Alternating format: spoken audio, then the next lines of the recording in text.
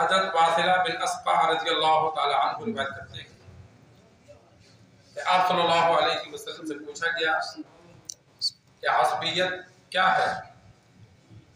آپ صلی اللہ علیہ وسلم نے فرمایا عصبیت یہ ہے کہ تو اپنے قوم کی ظلم پر مدد کرے۔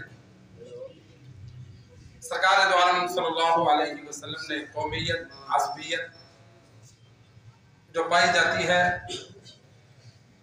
جس عصبیت سے منع کیا گیا ہے وہ کیا ہے؟ اس لیے کہ اپنی قوم سے محبت کرنا، اپنی زبان سے محبت کرنا، اپنے شہر سے محبت کرنا، یہ طبی طور پر اللہ نے انسان کے دل میں بات ڈالی ہے، شرعاً بھی یہ منع نہیں ہے۔ تو جب قوم سے محبت ہے تو پھر عصبیت کیا ہے؟ عصبیت تو یہی کہتے ہیں کہ اپنی قوم کا ساتھ دینا۔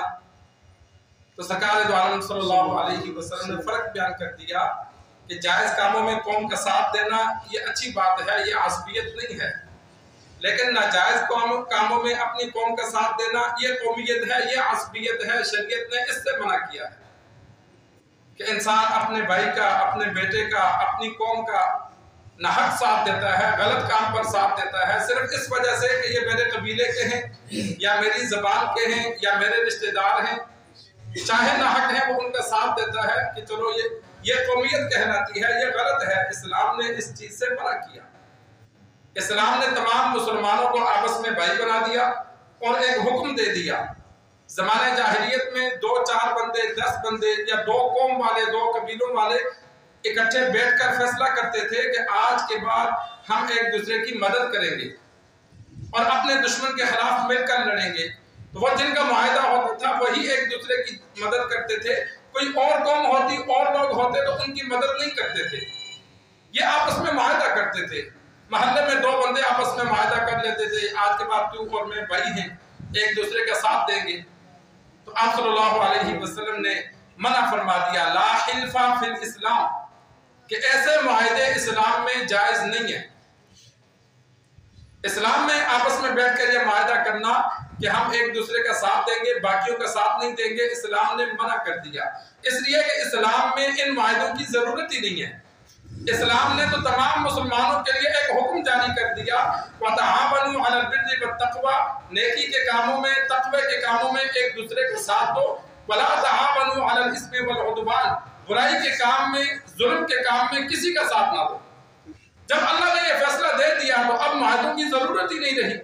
اللہ نے تمام مسلمانوں کو حکم دے دیا کہ ایک دوسرے کے ساتھ قوم کو نہیں دیکھنا، زبان کو نہیں دیکھنا، رشتہ داری کو نہیں دیکھنا، بلکہ یہ دیکھنا ہے کہ وہ اچھا کام ہے تو ساتھ دو، وہ اچھائی کر رہا ہے تو ساتھ دو، برا کام ہے تو اس سے پیچھے ہٹ جاؤ، اس کو روکو، نہیں رکتا تو اس کی مدد نہ کرو، چاہے بھائی ہو، چاہے رشتہ دار ہو، چاہے قوم کا ہو، چاہے غیر قوم کا ہو۔ آپس میں معاہدوں سے منع کر دیا کہ تمام مسلمان بھائی بھائی ہیں، معاہدہ کرنے کی ضرورت ہی نہیں ہے، اچھائی میں ایک دوسرے کا ساتھ دو اور برائی میں ساتھ مت دو۔ یہاں بھی سرکار دو عالم صلی اللہ علیہ وسلم نے فرمایا، جو عصبیت کا نعرہ، قومیت کا نعرہ جس سے روکا گیا ہے، جس کو ناپسند کیا جاتا ہے، وہ یہ نعرہ ہے کہ غلط کاموں میں ساتھ دیا جائے۔ اگر جائز کاموں میں قوم کا ساتھ دیتا ہے تو یہ عصبیت اور قومیت نہیں ہے، یہ تو اچھی بات ہے۔ اور غلط کاموں پہ ساتھ دینے والے کو آپ صلی اللہ علیہ وسلم نے مثال دی کہ ظلم پہ اگر کوئی اپنی قوم کی مدد کرتا ہے تو وہ ایسا ہے جیسے کہ اونٹ کنویں میں گر جائے تو دم سے پکڑ کر اس کو کھینچا جائے۔ مثال دے دی کہ جس طرح اونٹ کنویں میں گر گیا، اب دم سے پکڑ کے اس کو نکالا نہیں جا سکتا، وہ تو مر جائے گا۔ دم سے پکڑ کے کتنا کھینچیں گے، وہ نہیں نکل سکتا، مر جائے گا۔ تو فرمایا اسی طرح جو قوم ظلم کرتی ہے وہ گرے ہوئے اونٹ کی طرح ہے، وہ تو ہلاکت میں ہے ہی، اور ان کا مدد کرنے والا ایسا ہے گویا دم سے پکڑ کے ان کو ہلاکت سے بچانا چاہتا ہے لیکن وہ بچا نہیں سکتا، اس لیے کہ وہ ان کی مدد کر رہا ہے، مدد نہ کرے تو بچائے ان کو۔ تو جب غلط کام میں ان کی مدد کرتا ہے تو وہ ان کو ہلاکت سے بچا نہیں سکتا۔ تو انسان کوشش کرے اپنی زندگی کا معمول ہو، چھوٹے موٹے معاملات ہوں، ان میں بھی شریعت کو دیکھے، اگر جائز کام ہے تو ساتھ دے، ناجائز کام ہے تو اگلوں کو منع کرے گی، یار یہ کام درست نہیں ہے، بھائی ہے، بہن ہے، محلے دار ہے، اسلام اس کی اجازت نہیں دیتا، آپ ان کے ساتھ ایسا نہ کرو۔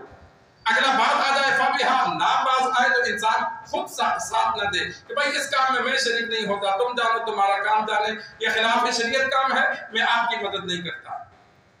تو جائز کاموں میں مدد کی جائے، ناجائز کاموں میں انسان الگ ہو جائے۔ اللہ سے دعا ہے اللہ ہمیں دین سیکھ کر سمجھ کر عمل کرنے کی توفیق عطا فرمائے۔